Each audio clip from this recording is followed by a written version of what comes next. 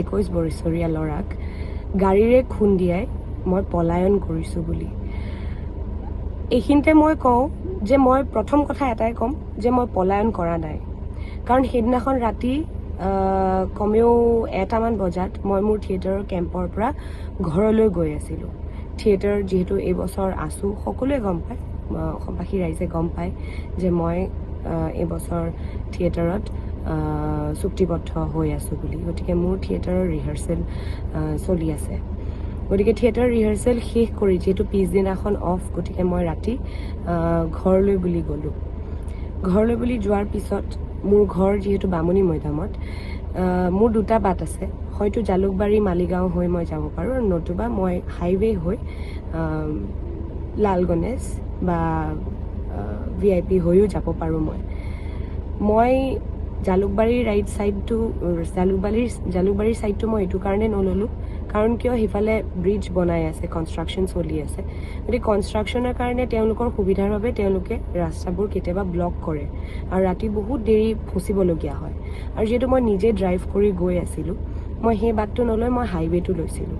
মই ভাবিলোঁ এই ৰাস্তাটো খোলা হয়, মই ঘৰ সোনকালে পামগৈ। গতিকে মই সেইফালেদি হাইৱে হৈ মই লাল গণেশ সোমালোঁ, আৰু লাল গণেশৰ পৰা মই চাইকেল ৰুট হৈ পেলাই দক্ষিণ গাঁও গৈ আছিলোঁ। গৈ থাকোঁতে চাইকেল ৰুট পাৰ হৈয়ে যেতিয়া মই দক্ষিণ গাঁৱৰ ফালে মই টাৰ্ণ ল'লোঁ, মোৰ সন্মুখত এখন ট্ৰাক আছিলে, আৰু ট্ৰাকখন বেছ ডাঙৰ ট্ৰাক আছিলে। সেই ট্ৰাকখনৰ কাৰণে আচলতে ৰাস্তাৰ ইপাৰৰ মানুহ যোন আছে, যদি কোনোবা আছে, তেওঁলোকে ইটো পাৰ দেখা নাই, আৰু ইটো পাৰে যিহেতু মই আছিলোঁ, মই সিটো পাৰ দেখা নাই। গতিকে ট্ৰাকখনে যেতিয়া ছাইড দিবলৈ ইণ্ডিকেটৰ দিলে, মই ৰাইট ছাইডেদি কাটি পেলাই যাবলৈ লওঁতে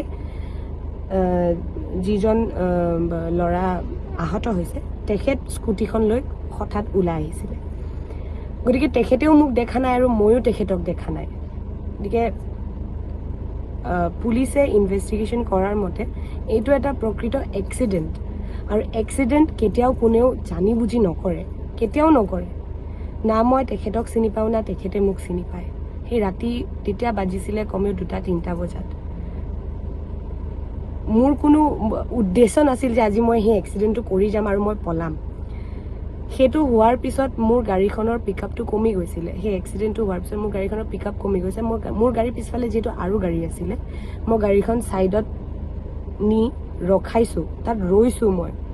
সেই ৰোৱা সময়খিনিত কিন্তু তাত ট্ৰাকৰ ড্ৰাইভাৰকেইটাৰ বাহিৰে বা এজন দুজন ল'ৰা, তাত কোনো বেলেগ মাইকী মানুহ বা কোনো নাছিলে, ল'ৰা আছিলে।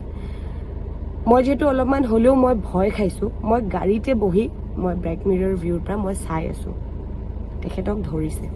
তাৰপিছত মই আৰক্ষী বিষয়াক ফোন কৰিছোঁ, পুলিচ থানাত মই ফোন কৰিছোঁ, আৰু মই জনাইছোঁ তেওঁলোকক যে এনেকৈ তেনেকৈ হৈছে। গতিকে মই যদি পলালোহেঁতেন, হয়তো মই আৰক্ষীক নিজে মই ফোন নকৰিলোঁ হয়।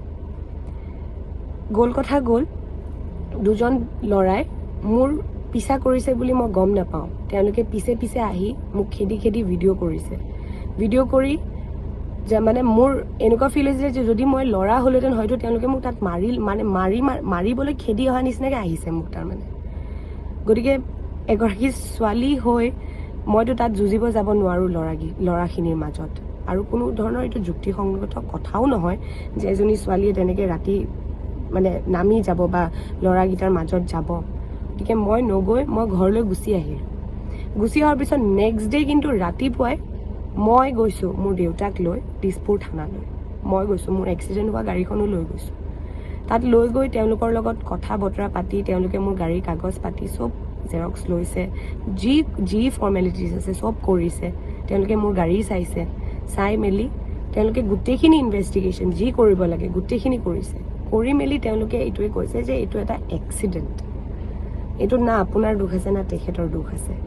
গতিকে তথাপিও আপোনালোকে মিলামিচি কৰি লওক, কথা পাতি লওক। তেতিয়া মই তেওঁলোকক এটাই কথা কৈছোঁ যে যিহেতু মোৰ গাড়ীৰ লগত তেওঁৰ এক্সিডেণ্ট হৈছে, মোৰ গাড়ীৰো ক্ষতি হৈছে। মোৰ গাড়ী এতিয়া থিয়েটাৰত মই আছোঁ, মোৰ অহা যোৱা খুব অসুবিধা হৈছে, কাৰণ গাড়ীখনৰ তেনেকুৱা এটা অৱস্থা হ'ল। গাড়ীখনৰ বহুতখিনিয়ে ক্ষতি হৈছে। সেই গাড়ীখন বনাবলৈ যাওঁতেও মোৰো খৰচা এটা আছে। তথাপিও তেখেত যিহেতু সৰু ল'ৰা, গতিকে মই তেখেতক কৈছোঁ যে তেখেতক মই সহায় কৰিবলৈ মই আছোঁ। মই এই কথাখিনি মই আৰক্ষী বিষয়াসকলৰ আগত মই কৈ আহিছোঁ